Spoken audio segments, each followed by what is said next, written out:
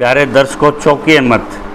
यदि आपने 20 साल से ज़्यादा किसी सरकारी ज़मीन पे, कहीं पंचायत की ज़मीन पे, म्युनिसिपल कॉरपोरेशन की ज़मीन पे अगर आपने कब्जा कर रखा है और सबका साथ सबका विकास वाला भाजपा के आपके नए आदेश में आपकी आस्था है, तो निश्चित तौर पर ये उस ज़मीनों के आप मालिक होने जा रहे हैं।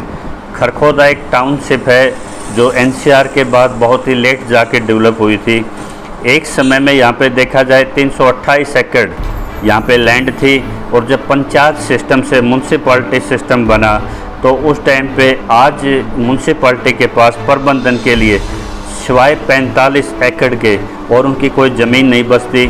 और एक बार बार जहाँ बॉर्डरों पे किसान अपनी ज़मीन के लिए लड़ाई के लिए बैठा है, वहाँ सरकार का एक आदेश आता है कि जो भी कब्जाधारक है वो 25% अपना एडवांस अमाउंट वो कॉरपोरेटर को अपना जमा कराए और सीधा उसके मालिकाना हक आपको आ जाएंगे।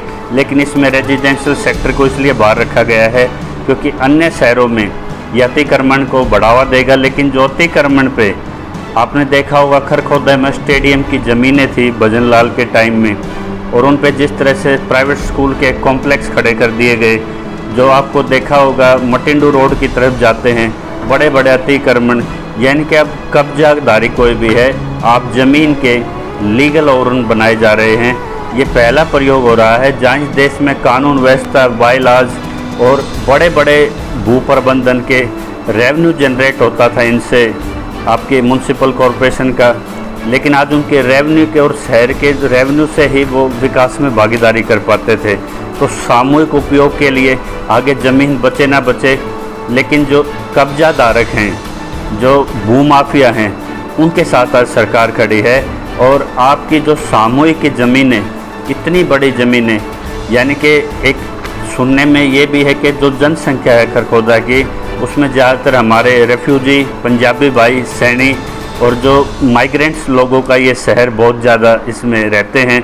तो सीधा एक वोट बैंक को साधते हुए सीधा उनको मालिकाना हक का ये ऑफ़र दिया गया है। इसके लिए अधिकारी कोई भी सूचना पे कोई भी अभी अधिकारी बोलने के लिए तैयार नहीं है, दस्तावेज शेयर करने के लिए तैयार नहीं है। लेकिन ये योजना पूरी तरह बन चुकी है।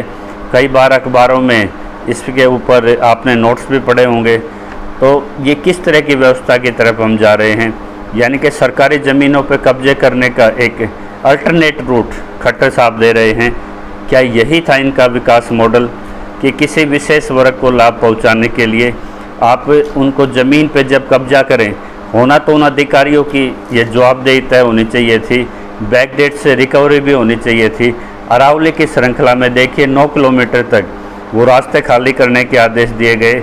जो आपका रिवाड़ी से लेके जो वडोदरा तक राष्ट्रीय राजमार्ग है उसको खाली करने के लिए आदेश दिए गए। तो ये टाउनशिप में इस तरह के प्रयोग के जो सामूहिक ज़मीन है, पब्लिक प्रॉपर्टी है, उस पर कब्जे को आप इंस्पायरेशन के लिए एक पॉलिसी लेके आ रहे हैं और विपक्ष भी इस पर चुप है। तो ये किस तरह का संदेश लॉफुल सिटीजन्स के लिए दे रहे हैं जो अपनी मेहनत की कमाई से ज़मीन के टुकड़े खरीदते हैं और वैलिड कॉलोनियों में अपना आवास करते हैं।